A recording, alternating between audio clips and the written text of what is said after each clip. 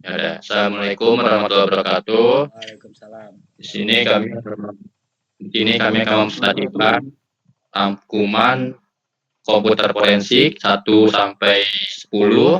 Berikut hasil rangkuman dari kelompok kami. Yang pertama, di sini ada pengantar forensik teknologi informasi. Dalam sesi ini kita menjelajahi dunia forensik digital, mulai dari definisi dasar hingga metodologi canggih dan aspek hukum yang melingkupinya. Kami akan membahas peran penting ahli forensik, tantangan kejahatan cyber, dan prosedur standar dalam penanganan bukti digital. Di sini ada memahami forensik teknologi informasi. Yang pertama ada forensik. Forensik ini proses ilmiah untuk mengumpulkan, menganalisis, dan menyajikan bukti dalam kasus hukum. Forensik komputer mengidentifikasi, memelihara, menganalisis, dan menggunakan bukti digital sesuai hukum yang berlaku. Kini meluas menjadi forensik teknologi informasi. Cakupan dari forensik teknologi informasi ini mengumpulkan dan menganalisis data dari sistem komputer, jaringan, media penyimpanan, dan aplikasi, menggabungkan ilmu hukum dan digital forensik. Forensik teknologi informasi ada serangkaian metodologi untuk akuisisi, pengumpulan, analisis, dan proses presentasi bukti digital.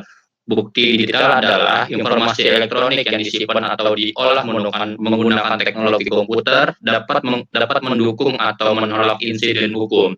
Proses ini dilakukan setelah insiden terjadi dengan bukti komputer telah ada dalam persidangan sejak 4 tahun yang lalu. Di sini ada kebutuhan dan sumber bukti digital. Kebutuhan teknologi informasi forensik yang pertama yaitu investigasi kriminal dan pelanggaran, rekonstruksi insiden, keamanan komputer, pemulihan kerusakan sistem dan troubleshooting, memahami sistem perangkat digital dengan baik. Ini ada bukti gambar digital ya, contohnya. Next.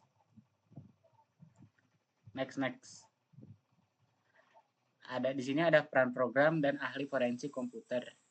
Peningkatan kejahatan di bidang teknologi informasi membutuhkan keahlian dalam pengungkapan kejahatan. Analisis forensik membantu penegak hukum dan pimpinan keamanan perusahaan. Programmer memperbaiki masalah yang mereka buat, sedangkan ahli forensik menyelesaikan kejahatan komputer dan melawan programmer. Pihak yang membutuhkan ahli forensik meliputi jaksa penuntut, detektif swasta, perusahaan asuransi, perusahaan, petugas penegak hukum, dan perorangan untuk berbagai kasus seperti penipuan, pelecehan, atau pencurian rahasia dagang. Ahli forensik. Di sini ada kriteria dan aktivitas ahli forensik yang dijelaskan oleh Bulan. Metode pencatatan hati. Dalam kriteria dan aktivitas ahli forensik, terdapat metode pencatatan hati-hati, mencatat setiap langkah dengan detail untuk menjaga integritas bukti, pengetahuan komputer dan hukum, menguasai aspek teknis dan prosedur legal dalam investigasi. Keahlian menggunakan utility, mampu memanfaatkan berbagai alat forensik secara efektif. Berpikiran terbuka dan etika tinggi. Menjaga objektivitas dan integritas dalam setiap analisis. Aktivitas penyelidik forensik meliputi melindungi sistem dari perubahan, menemukan semua file normal terhapus, hidden, password protected, terenkripsi. Recover file terhapus, menganalisis data relevan di area khusus disk, mencetak analisis keseluruhan, dan memberikan konsultasi atau kesaksian ahli. Sertifikasi seperti NCAS, Certified Examiner, NC dan GIAP, Certified Forensic Analyst, GCPA sangat penting untuk kredibilitas. Undang-Undang Informasi dan Transaksi Elektronik UIT nomor 11 tahun 2008 lahir dari kebutuhan akan infrastruktur hukum untuk pemanfaatan teknologi informasi yang aman dan mencegah penyalahgunaan. Tujuan utamanya adalah mendukung pengembangan TI, mengamankan dan mensejahterakan rakyat, menyediakan informasi publik, serta menciptakan perlindungan konsumen. UU ITE mengatur tanggung jawab penyelenggara sistem elektronik untuk memastikan keandalan dan keamanan. Ini juga mendefinisikan informasi elektronik sebagai data yang memiliki makna setelah diolah dan transaksi elektronik sebagai perbuatan hukum menggunakan komputer atau media elektronik lainnya. Dilanjutkan oleh Ya, baik, kita masuk ke dalam hak kekayaan intelektual dan kejahatan komputer. Hak kekayaan hak atau HKI ada berbagai macam. Sini ada hak cipta, melindungi karya cipta seumur hidup seni atau pengarang. Terus ada juga merek dagang, nama atau simbol untuk mengidentifikasi produk. Terus juga ada hak paten merek dagang yang resmi dikenali dan didaftarkan. Terus juga ada fair use, yaitu reproduksi karya berhak cipta untuk kritik, riset, atau pengajaran tanpa melanggar hak cipta. Terus juga ada EULA, persetujuan antara manufaktur, perangkat lunak, dan pembeli. Terus juga ada freeware, perangkat lunak berhak cipta yang gratis, dapat disalin dan dibagikan. Nah, terus masuk kejahatan komputer atau cybercrime. Di sini ada berbagai macam kejahatan komputer.